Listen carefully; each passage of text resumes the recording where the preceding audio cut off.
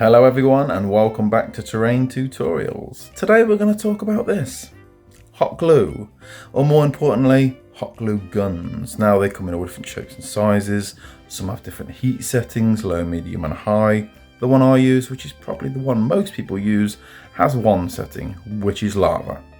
Now, when you're working with different products, let's say you're applying it to wood, to stick a dowel to maybe a bit of foam, or whatever it is that you're using as a support. Maybe your structure's not as strong as you want it to be and you're adding these in just to make it that bit more solid, maybe for gaming purposes or whatever it may be. Run a bead of that hot glue along the wood, run the end of the hot glue gun on the wood to get rid of any wispy bits. Very straightforward. Now we all know if you did that with foam, you're going to have a big hole where the end of that tip of the hot glue has just made a big gouge through your lovely carved piece of whatever it may be, wall or whatever it is.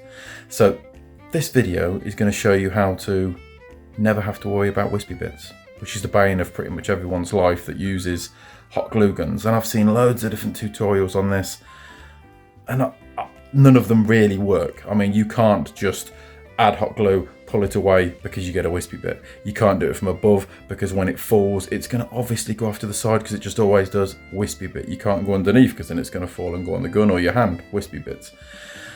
Watch this video. It's going to help, and put in the comments if you know a better way to do it. If it's helped you, put it in the comments, let me know, because this is the best way I've found. I've tried loads of different methods over the years. Let's do this.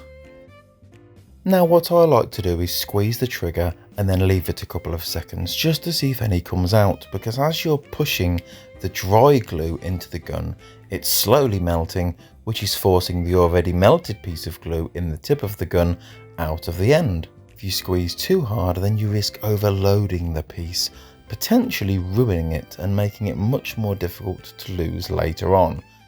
Now you can see me rotating the piece. The reason for this is the tip, in this case is coloured red, is still very hot, and that heat will transfer down the stem or wispy bit, slowly but surely cooling as it reaches the piece, which is now rotating quite quickly.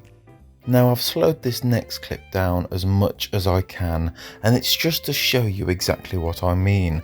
As you see the piece rotate, you'll see the hot glue get thinner and thinner and thinner and eventually separate, half of which is pulled back towards the hot tip and the other half towards the piece.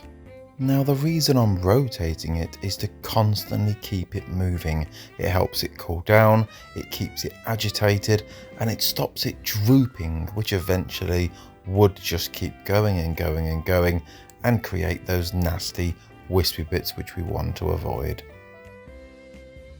And there we go guys, I hope this technique has helped you. Try it out, let me know what you think and put it in the comments. But before you go, here's a sneak peek of what I'm going to be showing you how to build next.